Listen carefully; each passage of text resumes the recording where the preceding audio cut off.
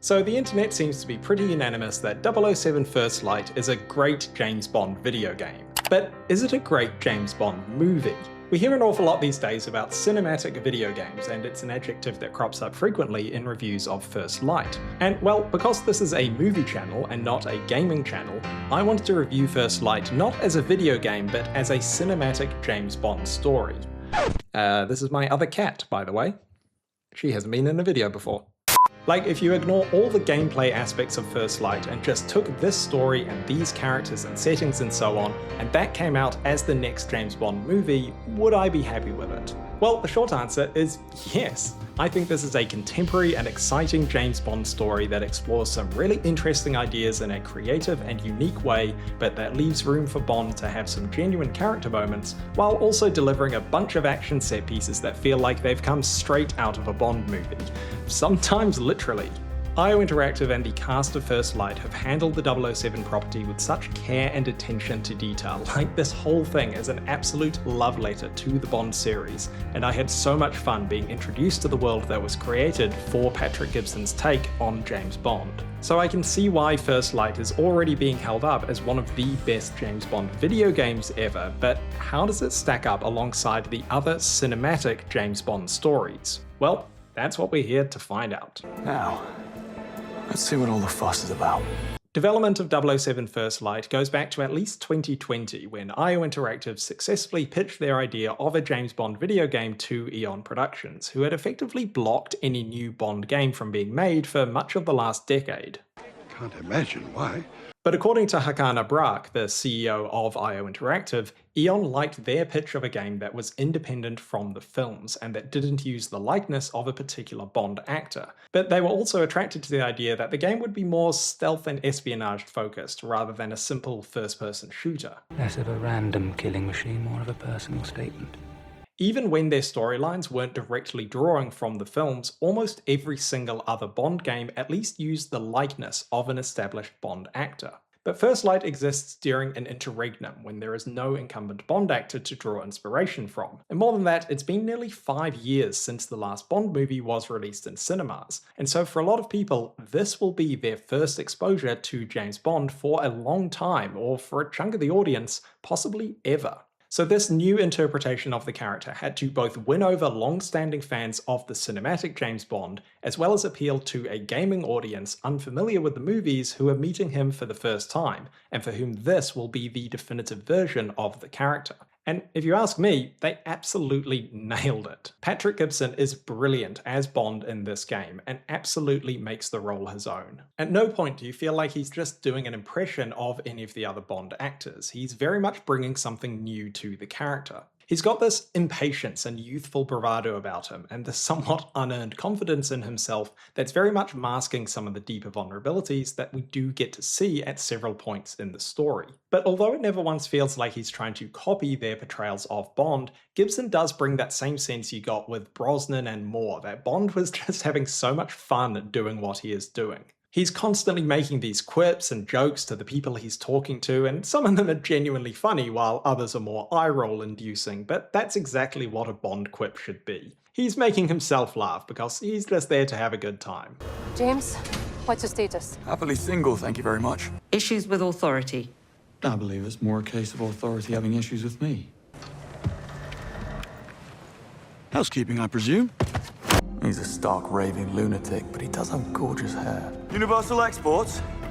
I need to dispatch a shipment of arseholes. But at the same time, Gibson also has that rough diamond sense that you got with Connery and Craig, that behind all the smooth talking is a dangerous person capable of violence and, yes, murder. We'll get to some of the more serious moments of the character when we look at the story in a bit more detail, but I will say that Gibson very much manages to bring a level of sensitivity and humanity to his Bond that never feels inconsistent with the more light-hearted, fun-loving version of the character that we see for most of the game. And also just aesthetically, I think his Bond really looks the part. I love that they included the scar on his face, which has always been part of Fleming's description of the character, but is something we've never seen in the films, and so it's immediately become the defining feature of Gibson's Bond, alongside Daniel Craig's blue eyes, Roger Moore's raised eyebrow, and Pierce Brosnan's pain face. But the real distinction of Gibson's Bond is the fact that we're meeting him long before he becomes 007, which is something we've never seen in either the films or the Fleming novels. And I've never really been that keen for a Bond movie to be a true origin story in the way First Light is, but that's the great thing about Bond existing in other media. Because while the movies have been successful because they follow a relatively consistent, proven formula, the games and the comics and the books and so on can take more risks and have a bigger narrative sandbox to play in than the films do. So the idea of a Bond video game exploring Bond joining MI6 as a new agent is actually really interesting because it allows us to explore this undiscovered period of Bond's life in a way that can make it a really interesting Bond story, but without directly affecting the core film series. You really are a glass half full person, aren't you? Well, depends on what's in the glass. So let's actually talk about the story. The first act and most of the pre-release marketing set us up for a kind of GoldenEye, Skyfall-style rogue agent storyline, with the mysterious 009 having turned traitor and villain. But instead of that being the main plot, the story takes a handbrake turn halfway through when it reveals the real villain to be the other Bond villain archetype, the megalomaniac industrialist, as manifested by the AI and tech pioneer Sir Nicholas Webb and his loathsome crotch goblin of a son Damien. Along with his mentor John Greenway, Bond's first mission is to track down 009 using intelligence from MI6's quantum computer 𝗙𝗘𝗘𝗥𝗬𝗧𝗛, which was of course built by Nicholas Webb's company. 𝗙𝗘𝗘𝗥𝗬𝗧𝗛 synthesizes millions of data streams instantaneously to make statistical deductions on matters of national security. Bond stories have always drawn their inspiration from the latest technology and concepts in the zeitgeist. We're not science fiction, we're in fact science fact. And so it was inevitable that advanced computers would be incorporated into a Bond story set in the 2020s. But as the recent Mission Impossible movies showed us, it can be really hard to do that in practice. And so I was a bit nervous when we got introduced to 𝗙𝗘𝗘𝗥𝗬𝗧𝗛 that it was just going to end up becoming an entity-style big bad guy. But boy was I wrong, because holy hell did First Light pull off the whole supercomputer AI villain storyline in the most amazing way possible. Because after tracking down 009, Bond and Greenway discover that he was never a traitor and that the truth was much more simple. 𝗙𝗘𝗘𝗥𝗬𝗧𝗛 makes mistakes. 𝗙𝗘𝗘𝗥𝗬𝗧𝗛 makes mistakes. And the reason we don't know about it It's because Webb covers it up. Every time 𝗙𝗘𝗘𝗥𝗬𝗧𝗛 gets her wires crossed, he dispatches Damien to fix the narrative, to alter crime scenes, plant evidence, frame or eliminate witnesses, correcting the facts to fit the data.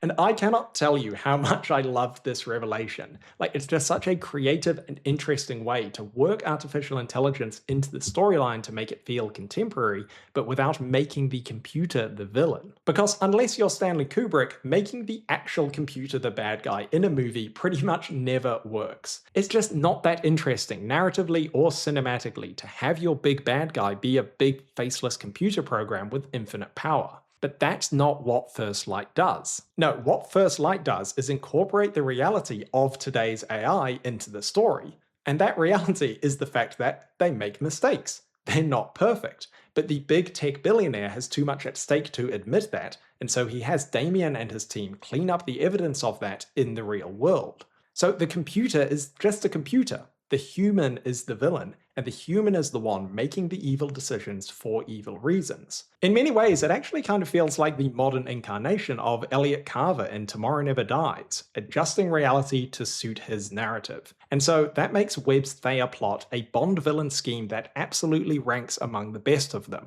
while also feeling totally contemporary and relevant to the world today. But while stopping Webb is the main focus of the storyline, the first act is the true Bond origin story segment, as it follows Bond being recruited by M into the 00 training program. Should you make it, I have to inform you that agents have a very short life expectancy. Normal social life is near impossible. And if you do get caught, we will deny ever having heard of you. How does that sound? What's the downside? And talk about cinematic, because First Light turns a movie-style training montage into the actual gameplay tutorial, where over the next 6 months, Bond learns the ropes of becoming an agent while befriending his fellow recruits, particularly housemates Cass and Munro. And besides just being a cool training sequence, we also very much get the sense that Bond feels like he belongs somewhere for the first time. We establish in these scenes that he's an orphan, and there's a real sense of found family and camaraderie here that I think helps explain why Bond is so devoted to MI6. It's all he has, and it's kinda nice seeing a young Bond just being a young lad, hanging out with his peers and forming genuine friendships with Cass and Munro. I sure hope nothing happens to them. All the time in the world. Oh no. Yep, sadly, our cheeky, sneaker-loving mate Munro dies during his first mission, as do more or less all of the other recruits. And narratively, this works really well. Death and loss have always been key motivations for Bond, and I'm not just talking about your Vespers and your Tracys here, but most Bond films will see the villain or henchman kill someone because of Bond. The so-called sacrificial lamb has always been a core part of the Bond formula because it motivates Bond while also establishing the threat of the villain and the stakes of the story. So Munro's death works really well in the context of the story, but what I am less keen on is the use of the line, All the time in the world. Don't get me wrong, Gibson delivers the line really well here, and you can absolutely feel his sense of loss. I just don't think that this line should become a James Bond catchphrase like the shaken or stirred martini. Because there is a romantic implication of the line, and one that I think is very specific to the Majesty's storyline. They just about got away with reintroducing it in No Time to Die because the context was very similar, and that movie was overtly linking back to Majesties in a bunch of different ways, but even then, it still feels a bit like it's trying to get an emotional reaction in the audience through nostalgia, not what is actually happening in the story. Munro and Bond's friendship was more than well enough established that his death carried enough emotional weight in its own right, without the dialogue needing to invoke the film series like that. Ever been one for nostalgia? And on this point, there is one other time in First Light where I felt like they hit the nostalgia button a bit too hard in a way that felt like it was just directly copying a plot point from the films instead of doing its own thing. But other than that, I actually think First Light did a really good job of keeping things fresh and interesting and not leaning too hard on things from the film series. Like, sure, there are 1,000,001 Easter eggs that movie and book fans will spot, from the obvious, like the booby-trapped suitcase latches and the Aston Martin from Casino Royale, through to the hilariously obscure, like the man-swallowing couch in Q-Lab and the dragon-head flamethrower from Tomorrow Never Dies. And for the most part, these are all fairly if you know sort of references. Like, casual audiences aren't going to think twice about the name David Somerset or St. John Smythe, but movie fans will go, even when there are action set pieces that are clearly modelled on similar ones from the movies, or when musical cues from other Bond scores are being used, these moments are exciting enough from a gameplay perspective that this doesn't really matter as much as it does when the actual narrative story beats try to do the same thing. So like, sure, if I saw this sort of thing in a Bond film, it would feel a bit like they were copying themselves. But giving it a new coat of paint and letting us play through it is one of the best parts of a Bond game, and is an example of First Light using the fact that it's in a different medium from the films to its advantage. So yeah, I can give a pass to the gameplay and the action for being heavily inspired by scenes from the movies, but the actual story should be able to stand on its own without having to repeat the greatest hits so obviously. Which, to its credit, it does. With only those few exceptions that I just mentioned, First Light is very much telling its own story in a way that follows the familiar tropes and structures of the more classic Bond films, while also giving sufficient weight to Bond's character and emotional journey in the way the Craig films did. The death of Munro and most of his other fellow recruits is something Bond blames himself for. His anger is palpable, and it comes through in Gibson's performance during some of Bond's darker moments. That was for Monroe. You're hilarious! You haven't heard the punchline yet.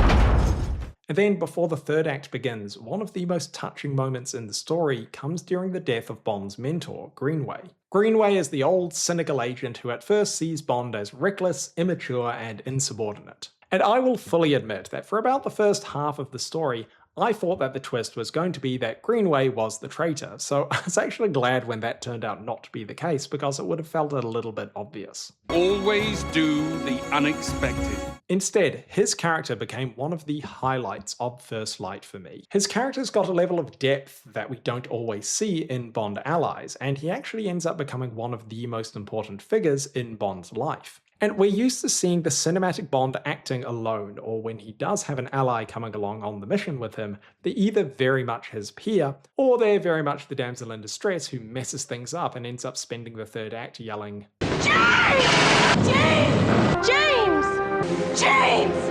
But the point is that we've never seen Bond with a mentor figure before, in a dynamic where Bond is the more junior person. And I think it works for Gibson's Bond to be taken down a peg every once in a while by the older, cynical Greenway because it helps emphasize his youth and naivety. But as they go through the story together, Greenway comes to understand what it was that M saw in Bond, and as he lies dying, he gives him the advice that will be foundational for Gibson's Bond in, hopefully, the future stories that we see of him.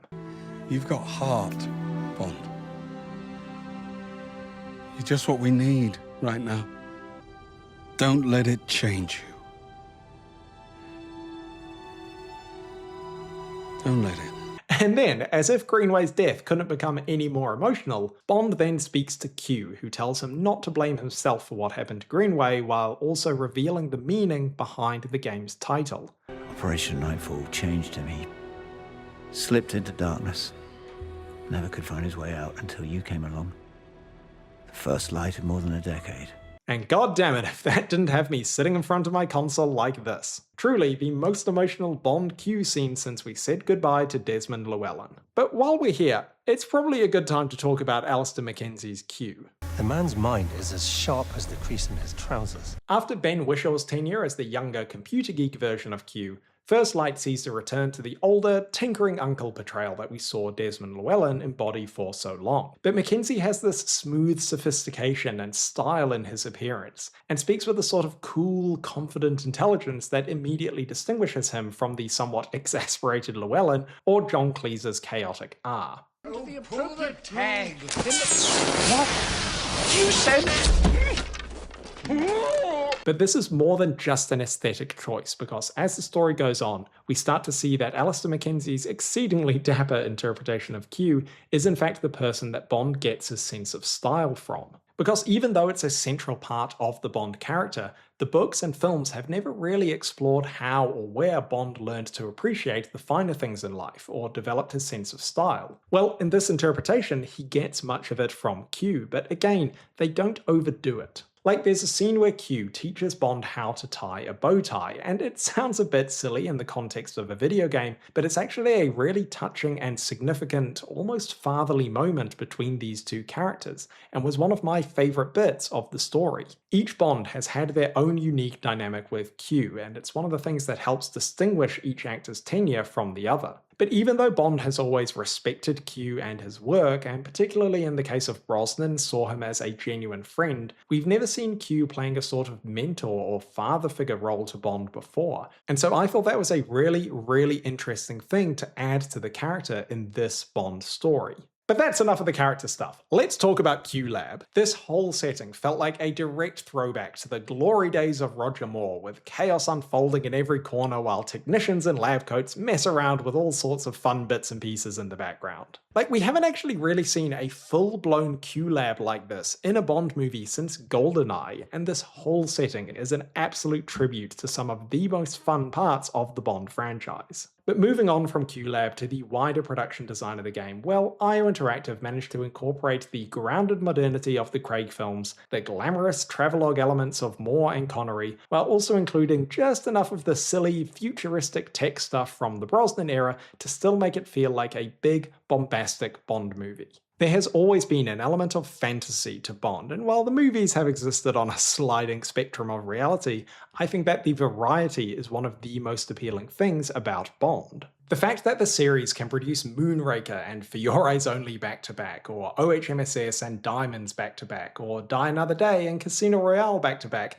is part of what makes the Bond series special and unique. But that being said, I think the mark of a good Bond story is consistency. I can enjoy a suspenseful, grown-up espionage thriller like From Russia with Love just as much as I can enjoy the ridiculousness of Blofeld's volcano lair in You Only Live Twice, but the latter would not work as the climax to the former. Narratively and tonally, I think First Light's story is pretty consistent. The more serious, character-focused moments happen at key points in the narrative that mark turning points for Bond, but for the most part, especially thanks to Gibson's performance, the game maintains a sense of fun that helps sell you on the more fantastical elements of the world that get introduced later on in the game. Mainly the robots, the Star Wars-style quantum computer, and Damian Webb's mech suit, which was all the proof you needed that he is Gustav Graves reincarnated. And all three of those things are examples of where I am happy that this particular James Bond story is a video game and not a movie. Because much as I love a bit of fantasy in my Bond movies, I think something like a killer robot would be really hard to pull off in live action without it just feeling a bit goofy. Case in point, when the movies tried to pull off Bond fighting an evil psycho in a mech suit, it felt really goofy. But you can get away with it in a game because smashing up a bunch of killer robots with a wrecking ball makes for some really exciting gameplay that sufficiently raises the stakes and difficulty of the final levels. But these are things that we are very unlikely to see brought to life alongside the cinematic James Bond, and so I'm glad that First Light is taking advantage of the fact that it can take bigger narrative swings. And also that IO Interactive proved their love for all things James Bond by taking their inspiration from movies like Die Another Day just as much as they did Casino Royale. It's what makes First Light feel like a true melting pot of all the best things about every era of the cinematic Bond, while still feeling like a totally fresh and modern take on the world and the character. To be honest, even after we got the super strength serum and started fighting killer robots and so on, the most implausible part of the story for me was the fact that, especially in the second half, there's about half a dozen moments where Bond gets out of a seemingly impossible situation because of the Deus Ex Machina appearance of another character.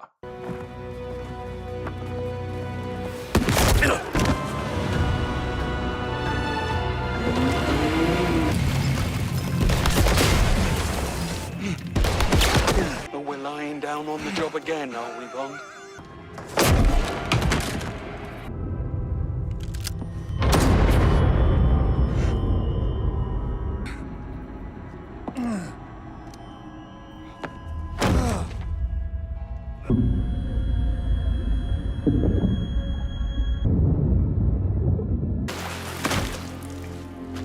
I think you can get away with this sort of thing maybe once, like Greenway saving him from the Saw is a kind of Han Solo reluctant hero returns sort of moment that works as a piece of character development while also helping get the hero out of a bind. But when it happens like 4 or 5 times, it just starts to feel a bit like lazy writing. It's much more satisfying to see Bond get out of scrapes like this thanks to his own intuition, or thanks to a conveniently specific Q gadget. Remember, if it hadn't been for Q Branch, you'd have been dead long ago. But the frequent saving of Bond at the last minute does bring us to Isola Vale, who is the main Bond girl of the story and the person who often gets Bond out of his scrapes. Isola very much belongs alongside Bond girls like Aki and Anya and Pam and Wei Lin as a competent agent in her own right, and I loved the way that her identity and character was slowly teased out over the course of the story, and constantly kept you guessing about where she came from, who she worked for, and whether or not we could trust her. Noomi Nikkei's performance really conveyed the character's cold, professional commitment to her mission, and yet she also shows us why Isola finds herself drawn to Bond despite her best intentions, which, hey, it happens to the best of us. And even though her coming back at the very end to rescue Bond is an example of what I was just talking about with Bond getting saved at the last minute, from a character perspective it absolutely makes sense. Like Domino saving Bond by killing Largo, we can forgive the narrative convenience because the act of saving Bond is a significant moment for that character. She didn't have to save Bond when she took Thea, but she does anyway, and maybe even she doesn't know why, but that act redeems her and makes her even more complex and interesting. It's surprisingly rare for Bond movies to give us female characters who, even if they're not being explicitly villainous, still manipulate Bond by taking advantage of his womanizing tendencies in the way Isola does here. But those are often some of the most interesting and memorable characters in the series, and so I loved that this was the approach that they took with the main Bond girl of First Light. It works for this story's young, naive Bond to get swept away by a pretty woman who seems to understand his vulnerabilities, and I'm really excited to see what IO Interactive do with the character in the inevitable sequel. Because, like, she's Spectre, right? I mean, that is clearly the seed that is being planted here. Whatever happens, stop her!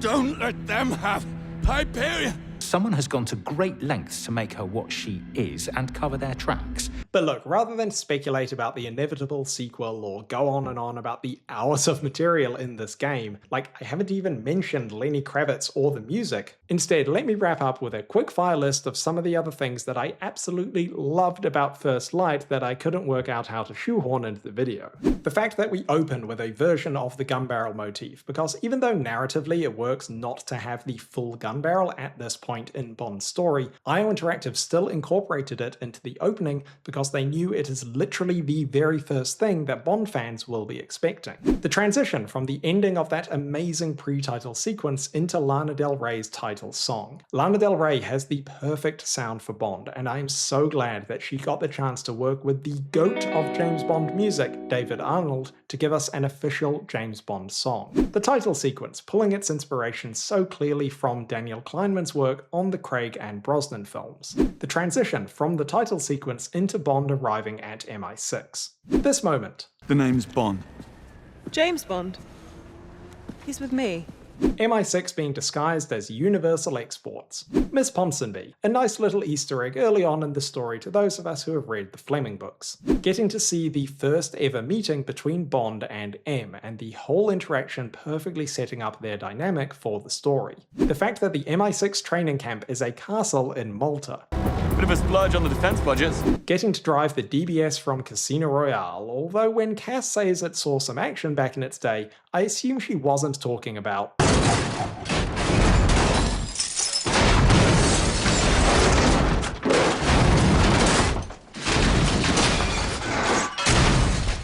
nothing a fresh coat of paint won't fix. the doors to Thea being like the gun barrel. Bond going to a nightclub and getting to use the best pickup line of all time. The epiphylium oxypetalum only blossoms at night. The way Bond breaks off the door handle like he does in Quantum of Solace. Bond having to go undercover as the chauffeur and not a swanky hotel guest. I'm the chauffeur. Well, don't look at me, I just work here. The Murtaugh twins being like a cross between the twins from Octopussy and Stamper from Tomorrow Never Dies, making them feel right at home alongside other Bond henchmen. The whole car chase through the countryside in the yellow Aston Martin. Love a drive in the country, don't you? Recreating the pre-title sequence of Moonraker was everything I could have ever hoped for in a Bond game. The sheer amount of fun Lenny Kravitz is clearly having with his outrageous portrayal of 𝗙𝗪𝗪 the Pirate King. Yes, you heard me right. Pirate King. 𝗙𝗪𝗪 threatening to feed Bond and Greenway to crocodiles because, yeah, why the hell not? With Munro dead and Cass having left to be with her family and Moneypenny out on a date, it's a surprisingly poignant scene that emphasizes the depth of Bond's loss and makes him realize just how alone he is. And then Bond not having time to dwell on that because he's James Bond and of course someone is trying to kill him. Using the crane to take out the Murtaugh twin feeling like a mashup of these two scenes and being just as much fun as both of them. Bond making smarmy quips while being tortured by the bad guy in a chair. Tell me something, do you always bring sedatives to a party? The James Bond theme blasting as we begin the rampage with the rubbish truck. Webb Industries HQ looking like it came straight out of Blade Runner. The fact that you could apply this line, Swanky. Place could use a rug, to almost every single Bond villain lair. The Ken Adams style helicopter hangar in Webb Industries. The entire sequence in Vietnam where Bond fully embraces the persona of St. John Smythe and treats it as carte blanche to channel his inner Roger Moore and act like a smarmy, flirty playboy. The name of Bond's cocktail. Here you go, sir. We call it King Chump. Bond channeling his inner Roger Moore and hooking up with the woman who is also the target of his mission about 10 minutes after meeting her. And then Moneypenny's reaction to that being the funniest moment in the entire game. Audio. James. Still on. Tea time. The whole Vietnam mission with the white tuxedo and the fireworks. Pure cinema. How badass Greenway looks in this level. Bond and Greenway getting to go on a rampage in the giant mining truck while the Majesty's theme is playing. Bond stabbing Damien in the eye with his super serum. Bond channeling his inner Roger Moore by killing the villain in cold blood out of revenge. Bloody hell, how good was Roger Moore as James Bond? The fact that Q clearly knows that Bond is planning to go rogue here and quietly lets him do exactly that. Bond taking fingerprints off the glass like he's Tiffany Case. The fact that Isola gives the best response to pedants on the internet who criticize shaken martinis for being watered down or whatever. Vodka martini. Shaken, not stirred. What's the difference? I want what I want, James. The fact that Isola is the one who gets to do the classic Bond tactic of delaying the mission until after sex. 𝗙𝗙𝗘𝗟𝗟𝗢𝗪 20分に合流します。 I report in an hour. Won't you join me? やっぱり1時間ください。 Better make that two. The use of Antarctica as a setting for the villain's lair. The fact that we get a full-blown boat chase through the icebergs. If only there had been a tsunami. The computer in the Valhalla channeling the sassiness of the one from Tomorrow Never Dies. The door's stuck. I'll raise a ticket with tech support. The bookending of Isola's first and last lines to Bond. Don't get used to it. Don't get used to it.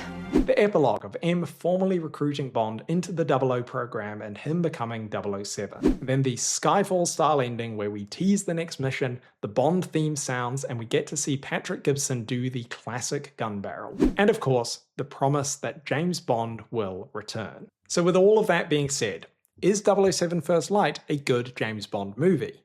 Well, yes. While there are some things about First Light that I don't think would work very well in a movie, and while I do have some nitpicks about the story that I've covered in this video, almost all of this can be justified from a gameplay perspective, or the fact that this is a story being told over the course of about 20 hours and not 2. But as someone who has always been a little bit skeptical of the idea of a James Bond origin story, 007 First Light has delivered absolutely everything I look for in a Bond movie, and managed to tell a fresh, modern, and compelling James Bond story fit for the 2020s, while still honouring the fundamentals of the character and his legacy in the best possible way. IO Interactive have set a very high standard that Denis Villeneuve and Amazon now have to live up to with Bond 26. You know, as if they weren't already under enough pressure. But putting aside thoughts of the next Bond movie for a second, I just want to finish by saying how exciting it has been that there is finally a new big James Bond thing in the zeitgeist. Like sure, in the last few years we've had some books, a reality show, and even another James Bond video game, but 007 First Light is the first time since No Time to Die that a big budget, high profile James Bond story has been released to a wide audience and is having an impact on general pop culture, not just among hardcore Bond fans. And I just love that once again people are discovering or rediscovering the joy of James Bond through this story. James Bond will return, and the secret to the longevity of the series has always been its ability to reinvent itself and find new audiences without losing the core appeal of the character. 007 First Light very much lives up to that legacy of reinvention, and has given us a brand new take on James Bond that for many people will be the defining generational take on the character. And to that, I say, Salut.